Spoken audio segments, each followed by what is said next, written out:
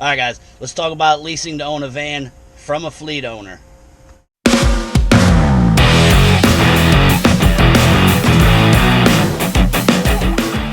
Okay, so drivers that come out and drive for a fleet owner, the majority of them have aspirations of being an owner-operator.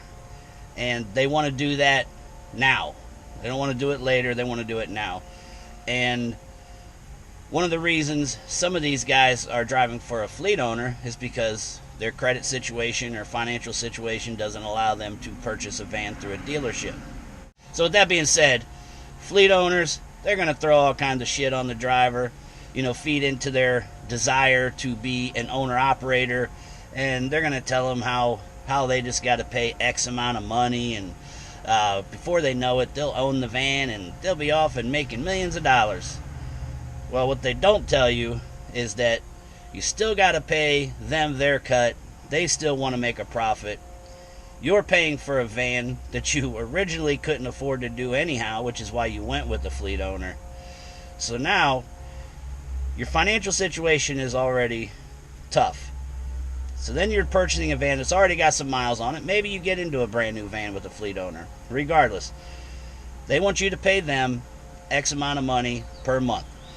Some of the deals I'm hearing is that driver is responsible for everything as if they own the van. But yet they're still giving 10, 20, 30% or more of their profit of what the van makes to the fleet owner.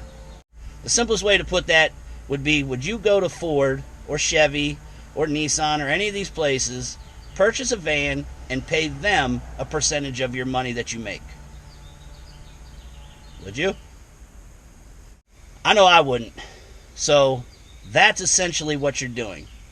I understand maybe you feel you justify it by saying, well, yeah, I'm willing to pay a little extra because, this way I'm not having to run my credit, and my credit sucks, and I know I wouldn't get a van, and blase skippy. It's not worth it. It's not worth it because more than likely at some point something's going to happen to where your money's going to be extremely tight. It's going to be tighter than what it was when you came out. Okay? And splitting that money with an owner, you're not going to make a shit ton of money whether they're making you responsible for everything and you're getting a larger percentage of the profit or not. Because you're going to have maintenance, you're going to have repairs, you're going to have expenses to that van, and he gets to sit back and just collect his profit. What I've seen happen time and time again with these lease-to-own through a fleet owner is the fleet owner will find some reason to X you out of the contract at some point, or the majority of the time the driver just essentially just can't keep up with the payments, just can't afford to keep doing this. Guess what? That fleet owner just got to use that van for how much time it was, 30 days, 90 days, 6 months, a year, however long this person was paying on that van. That fleet owner got to just sit and collect profits while the expense of running that van was with the driver. There's no money back in those lease-to-owns. Nothing. Another negative to it is that if you didn't get in the van when it was already brand new, it's probably already got somewhere between, upwards of 100,000 miles on it. Realistically, it's going to take you a couple to 3 years to pay that van off through the lease with the owner. That's saying everything went well and you paid it off. Now, in order to do that, you had to have been grinding pretty good. You're putting in upwards of 100,000 miles plus per year to do that. So now, when it's all said and done, you own a van that's got roughly 300 to 500,000 miles on it, and that's at the point where you're looking at an engine, a transmission, if those things already haven't been done at your cost. Just all the essential parts of the vehicle are going to start giving at some point, and that's what you've got at that point. So unless you was able to save money during all that time, as soon as you become an owner, you're going to become broke as shit again, and probably out of the business because the van took a shit on you and you didn't have no money. Because all that time, you didn't work on your credit because you didn't have the money to work on your credit.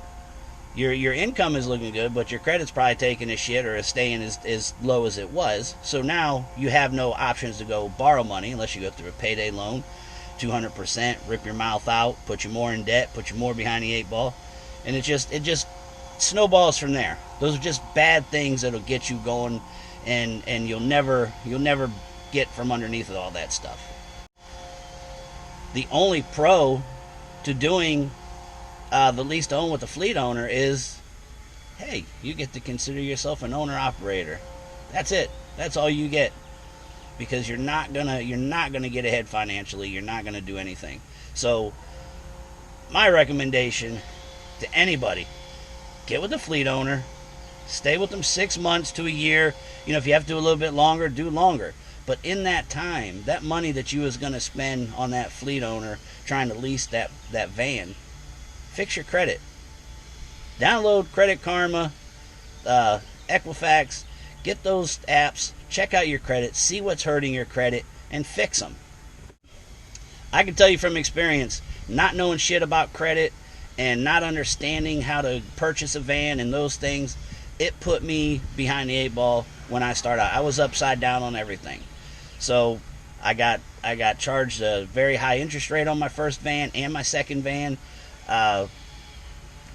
Tore my credit up even worse than what it already was at first. It took a while until I understood my credit and started taking steps. That's when things started getting a little easier. I'm still trying to dig out of that hole that I started with.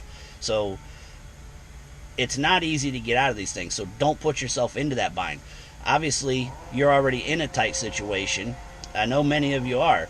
So don't do something like that. Don't let that eagerness to be an owner-operator and the thought that you're going to make all this extra money. It's not going to happen through a fleet owner. Everybody, just remember, you wouldn't pay a dealership to own the van and to buy the van from them. You're paying for the van. You wouldn't pay them any of your profit because they're giving you the van to buy. So don't do it with the fleet owner. That's the easiest way that I can explain how absurd that is.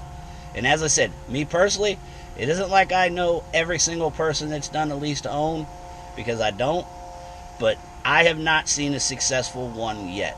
So please steer clear of those things, please.